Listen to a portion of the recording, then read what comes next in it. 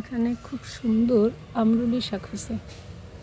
আমি এটা দিয়ে স্কুলে বসেই একটু ডিটক্স ওয়াটার করব, শেয়ার করি আপনাদের সাথে। অল্পই নেব।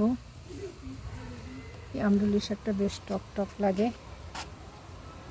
এখান থেকে একটু লেবু পাতা নিই, ছিঁড়ে নিই একসাথে। এই অরিগানো একেবারে কেমন শীতই হয়ে গেছে, এখান থেকে একটু নেই। এটুকুন দিয়েই আমি ডিটক্স ওয়াটার বানাবো, ধুয়ে নিলাম। এই হচ্ছে, এটার মধ্যে দিয়ে দিচ্ছি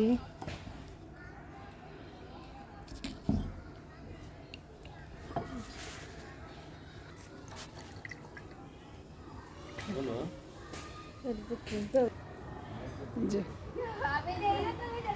দারুণ একটা ডিটক্স ওয়াটার। একটু পর থেকে আমি এটা পান করবো, স্কুলে বসেই শেষ করে ফেলবো।